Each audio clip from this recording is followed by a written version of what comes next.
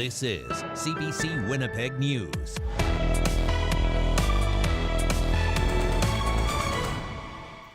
Good evening. Thank you for joining us. A local family is shaken after their 3-year-old was left alone in a preschool transport van for more than 2 hours. The CBC's Stephanie Cram has the story. Eli Keeper's Day used to start with daycare. At noon, his preschool program, Little Red Spirit, would pick him up. But on the last day of class in June, his mom, Kristen Hernandez-Corshane, got a call from the program's director. She said, "Oh, I'm so sorry to tell you, he was actually on the bus for over 2 hours by himself." So bystanders had heard him screaming and crying on the bus, and then somebody called 911. Hernandez-Corshane learned that Eli fell asleep in the van. The driver drove home with Eli still in the back seat. She rushed to pick him up. There were police and first responders there.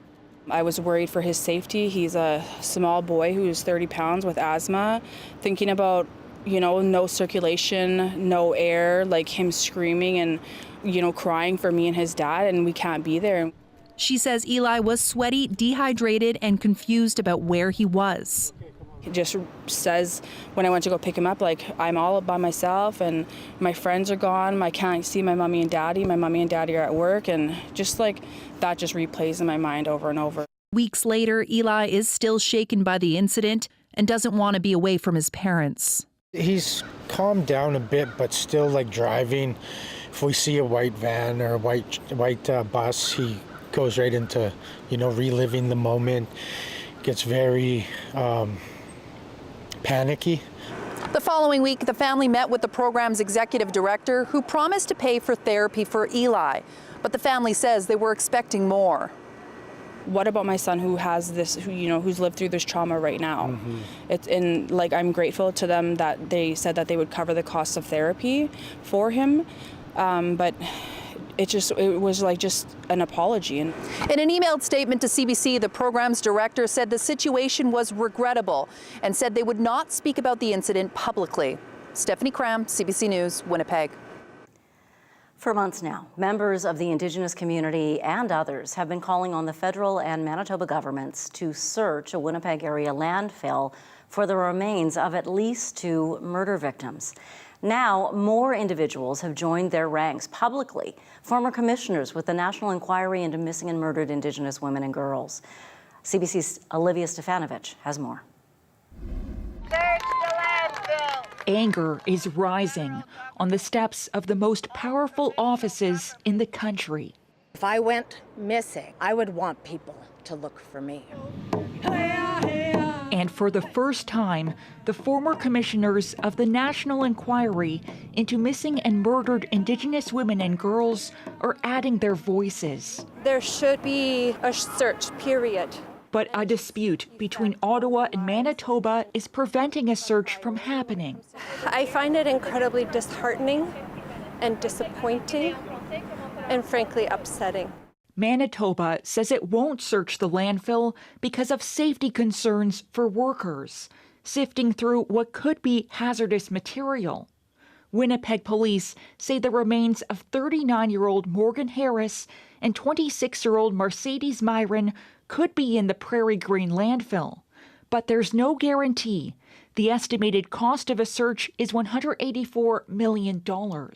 The federal government is not asking the province of Manitoba to do this alone. The minister says Ottawa wants to help, but can't do a search without Manitoba's support, since the landfill is within provincial jurisdiction. Come on, there are brilliant minds all across Canada who can come up with some creative solutions for the federal government. Call on those brilliant minds, Minister Miller. The former chief commissioner of the National Inquiry is calling on the federal government to work directly with families. Together, Marion Buller says they can try to reach a deal with the owner of the landfill and look for private sponsorship. Family deserve answer. Former commissioner turned Canadian Senator Michelle Audette is urging Ottawa and Manitoba to put their differences aside. The governments have the responsibility. In their final report released 4 years ago, the former commissioners urged all levels of government to eliminate jurisdictional gaps that result in the denial of services for Indigenous women, a recommendation they want politicians to be reminded of as this stalemate drags on. Olivia Stefanovic, CBC News, Ottawa. Manitoba's premier spoke today for the first time since experts disputed her claims a search of Prairie Green landfill would be too dangerous. Their feasibility report concludes risks can be mitigated, but Heather Stephenson insists hazards such as exposure to asbestos are too concerning to ignore. We had to make that difficult decision because, I'm not just a mother and can empathize with the families, but I'm also the Premier of Manitoba, and I have to protect all Manitobans throughout this, including those that would be asked to go into those landfills. An update now on a fatal fight that broke out at Stony Mountain Institution on Monday. 2 men have been charged in the homicide of a 33-year-old inmate. RCMP say Colton Pachanois was killed in the riot. 40-year-old Terrell Smith from Quebec and 40-year-old Christopher Brass from Winnipeg are both charged with first-degree murder. The brawl involved about 50 inmates. Correctional Services officers used their guns to break up the violence. 1 inmate was shot and is still in hospital. 6 others were injured, but they've since been released from the hospital. Police say officers seized about 50 weapons. Just look at them. Weapons that had been made in the prison. They are still investigating. A 19-year-old wrestler from Peguis First Nation was forced to make a difficult choice at the North American Indigenous Games. Emma Bear hadn't cut her hair since 2021 in memory of her late grandpa. Before she made it to any match, she had to pass inspection and make her weight class. She told Janelle Henry of CBC's Indigenous unit what happened. I was 0.2 kilos overweight. Chopping the top of the hair off my head would make me on weight. I can go weigh in again. I was really disappointed at first that I didn't make the weight because I wasn't allowed to weigh in again. My hair went down just past my shoulder blades, just about my mid-back. I knew something was wrong, and she kind of broke down and she says, I didn't make weight. She says, cut it, Dad. She got us a pair of scissors and away I started cutting. And that was it. She made weight. I've cut my hair for past relatives, like relatives I've passed before. The way we practice it is when you cut your hair, it's significant because you grow your hair for your loved ones around. You can take your time when you're ready to let go of people. And this was just my time to let go of my grandfather. It was like a weight taken off my shoulders, stepping into the ring with my short hair. If your sport depends on your weight, you should definitely be on weight at least a month before the tournament, because it was a lot to lose the weight when I got here. A new modular childcare unit will be open in Headingley this summer. It's part of a joint federal-provincial project to create nearly 2,000 spaces for childcare in rural and First Nation communities. These new centres are being built using a ready-to-move building method similar to modular homes and portable classrooms. The Premier says it's a cost-effective way to build more childcare spaces sooner. Today we're here to celebrate the first of these sites opening this summer. This is a game changer in childcare space expansions to meet rising needs for rural Manitoba. The plan will eventually see childcare spaces open in 8 Manitoba communities. Total costs for all spaces are expected to be nearly $120 million. Now, while childcare advocates welcome the new spaces, they say more needs to be done to ensure there are enough workers to operate them. Wages for childcare staff went up an average of 18% this year. Early childhood educator level 2s now make a starting wage of about $20 an hour. But the head of the Manitoba Childcare Association says that is still not enough. A lot of that money is being put into the starting wages, which were so low to begin with. That 18% sounds great, but it's still not bringing us to where we should be starting at about $25, $26 an hour. Linda Rabel also says the province needs to offer more room for growth in order to retain staff. The province has set a goal of creating 23,000 spaces by 2026, which Rabel says will require about 3,000 new early childhood educators. The fight against child abuse just got a boost from Manitoba's Criminal Property Forfeiture Fund. More than $500,000 will go toward the latest video recording gear and encryption software at the new location of the Toba Centre for Children and Youth. Executive Director Christy Dezowitz says the upgrades mean young victims will no longer have to tell their stories multiple times to different branches of the justice and social welfare systems. Once a child comes forward, we want them to get to a place where they're not thinking about that, where they're thinking about childhood, they're thinking about what they like to do and what they want to do. So asking them to repeat these stories over and over again to different people in particular is not kind, it's not trauma-informed. 4 interview rooms at the Toba Centre will be equipped with the new high-tech recording gear, and computer systems will be upgraded to allow files to be shared securely. Officials today toured the new state-of-the-art building in Assiniboine Park, which officially opens September 6th. The province is committing nearly $3 million to hiring 17 clinical psychologists in Manitoba and funding their salaries. The hires are part of a plan to enhance the specialized psychologist services available to children, youth, and adults. The province is also investing $412,000 to double the number of seats in the doctoral clinical psychology training program at the University of Manitoba.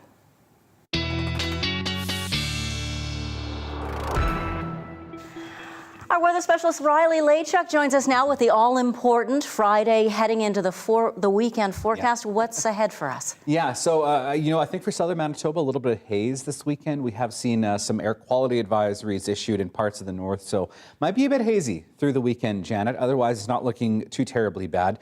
We can take a look at that advisory right now, and you can see that it extends through the northern part of the Interlake, eastern Manitoba into Thompson and parts of the north as well, and really out into the northern prairies. And this is because of wildfires that are burning in northern Alberta and into parts of the Northwest Territories. We'll give you a bit of a look at the smoke forecast coming up. But looking at satellite radar, we have seen a few pop-up showers, some thunderstorms moving through southern Manitoba.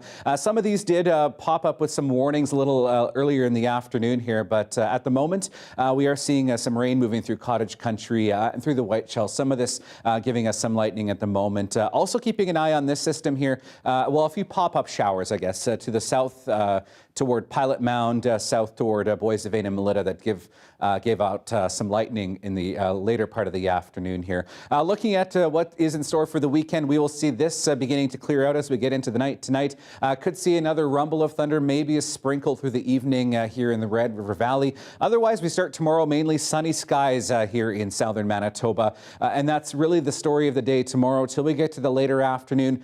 Very slim chance I could see a sprinkle through the late afternoon again tomorrow, just with the daytime heating and the humidity that we're expecting to see. Better chance that comes into the day on Sunday. I do have a good chance of showers in the forecast for Sunday at this point, and into the evening on Sunday could see some more thunderstorm activity rolling through as we head into Monday. So looking at the surface smoke, this is a forecast model here that kind of gives us a look at where we can expect most of this haze. So this is where we sit right now, most of that haze over northern Manitoba, but as our flow changes around to the northwest, you can see that as we get into the weekend, this plume of haze, this smoke plume in essence, will start to drop further to the south and will give us some more of those hazy conditions as we get into Saturday and into Sunday. So expect hazier skies as we get into the weekend here for southern Manitoba. Okay, looking at our forecast now, 27 in Winnipeg. We got to 28 this afternoon, down to 17 overnight tonight, 19 with a hazy sky first thing in the morning.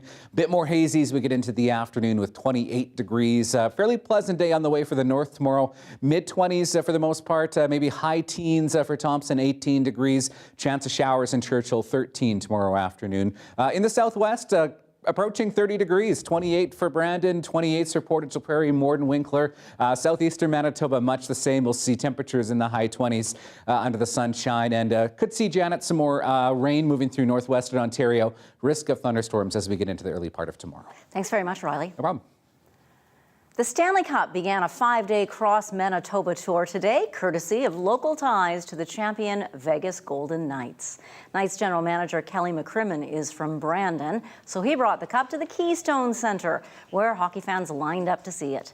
Next, the trophy travels to Oakbank for an event on Sunday. On Monday, it heads to Headingley. The cup returns in August to visit Winnipeg, Virden, and Sioux Valley, Dakota Nation.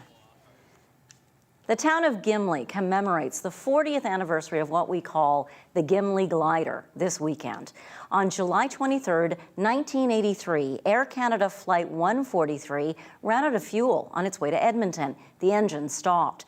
Captain Bob Pearson averted what could have been a disaster. He had been a glider pilot and an instructor, and he used his knowledge of aerodynamics to safely land the Boeing 767 on an airstrip near Gimli. A gala dinner in the town tomorrow night will raise money for the Gimli Glider Museum. On Sunday afternoon, there will be a public plaque presentation. Captain Bob Pearson will be in attendance. So will Pearl Dion. She was a passenger on Flight 143 40 years ago. When she visited Gimli for the glider's 30th in 2013, she and Captain Pearson met and hit it off. Now they're married. So this weekend will be the glider's 40th anniversary and their 10th. Still ahead, the RCMP has charged a retired officer with foreign interference, helping China. The story after the break.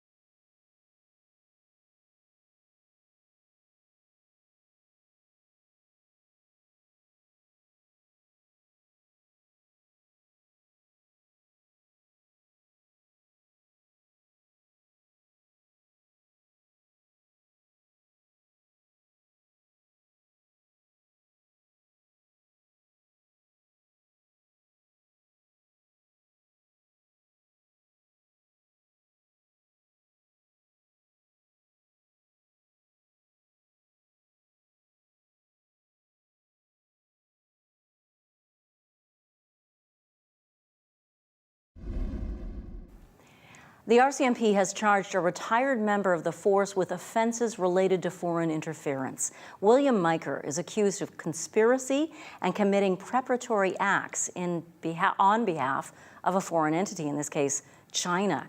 Kate McKenna explains. I got 500 here. This RCMP vet infiltrated some of the world's most violent criminal organizations.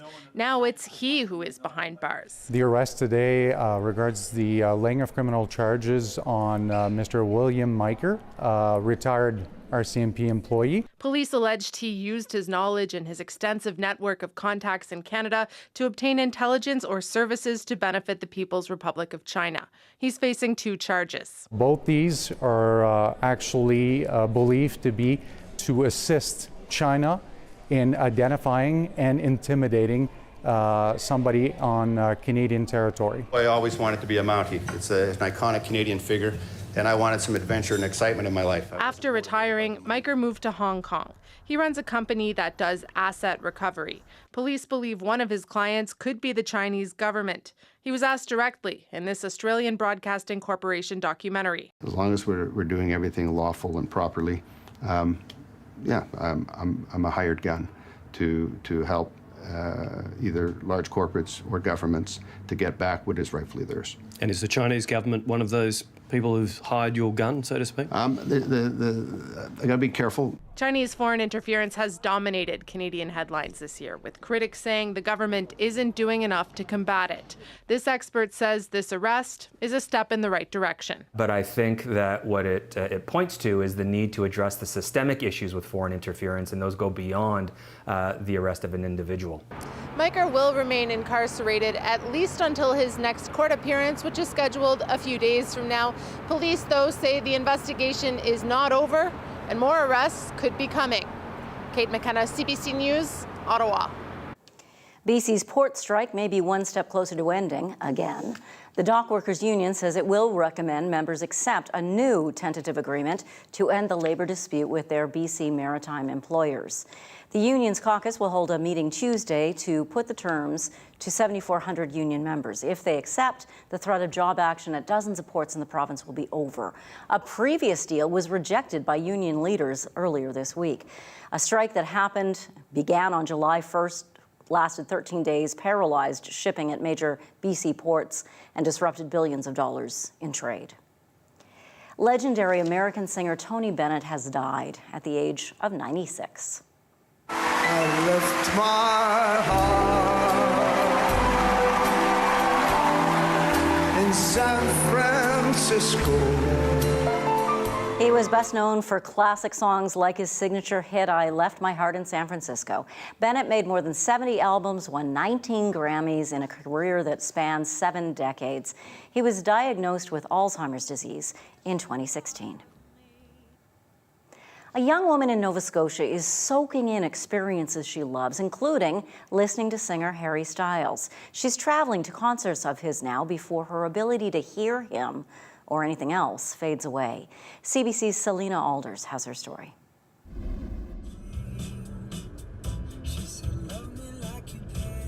I love listening to music, obviously.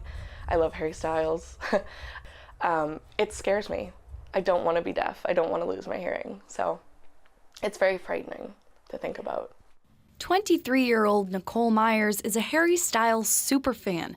But last fall, she learned that one day she won't be able to listen to her favorite artist anymore, or anything at all for that matter. She was diagnosed with neurofibromatosis type 2. It's a rare genetic condition that causes brain tumors to grow along your nerves, and it almost always results in hearing loss. Nicole has traveled to Toronto, California, and most recently the UK to see Styles in concert before her hearing goes. She wants to hear his music live while she still can. He kind of brings me back to my younger teenage years because I was a huge fan when I was 11, 12, 13, 14, 15. And it's very nostalgic for me.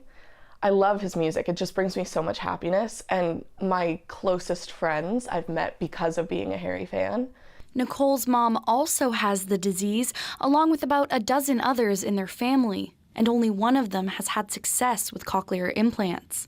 Her mom found out she had the tumors at 26 and slowly experienced complete hearing loss.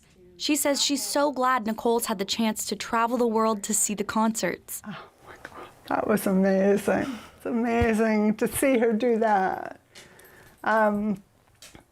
It's just, you know, her dream. She's been dreaming of doing this since she was 14 or 13. And I've always kept saying, you will, you'll get your chance to go. And finally came, so it's wonderful. Nicole's tumors are small, and so far she still has most of her hearing. But as of now, it's too risky to have them removed. Her mom had her tested for the gene when she was just a baby, so they've always known there was a chance she'd get the tumors. It was just telling her that was my biggest issue. I knew that she would be able to handle it, but it was just telling her that she had it. That was hard, and I'm gonna cry. Anyway, she's a rock star, so she's fine. She's fine. She can handle anything, just like I can. Selena Alders, CBC News, Dartmouth. We'll be right back.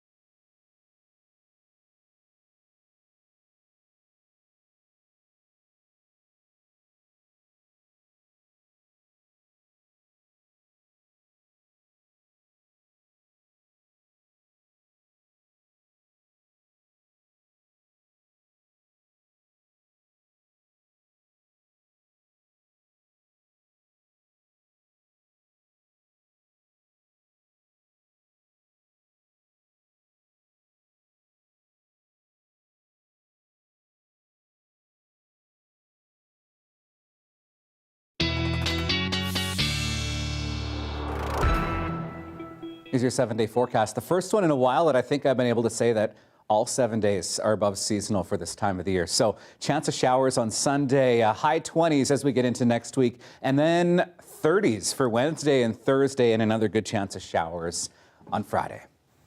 Well, it has been 155 years since golden retrievers were first bred in the Scottish Highlands. Here is your daily lift.